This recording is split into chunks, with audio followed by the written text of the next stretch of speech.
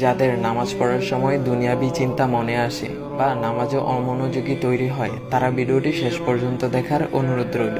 হযরত আলী রাদিয়াল্লাহু তাআলা আনহুর কাছে একজন ব্যক্তি এসেছে। তখন লোকটা বলল, হুজুর, আমার নামাজে মন বসে না। নামাজে দাঁড়ালে আমার দুনিয়াবি নানা চিন্তা আসে। হুজুর, আমার এই নামাজ কি আল্লাহ তাআলা কবুল করবেন? তখন হযরত আলী রাদিয়াল্লাহু তাআলা আনহা বলেছেন, না, তোমার নামাজ কবুল হবে না।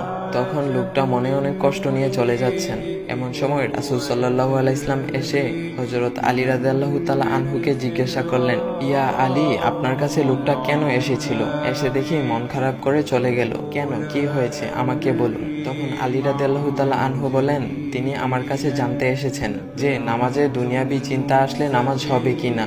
আমি বলেছি, না, তোমার নামাজ কবুল হবে না। রাসূল সাল্লাল্লাহু আলাইহি ওয়াসাল্লাম তখন বলেন, ইয়া আলী, আপনাকে আমি একটা চাদর উপহার দিতে চাই, তবে একটা শর্ত আছে। আলী রাদিয়াল্লাহু তাআলা আনহু খুশি হয়ে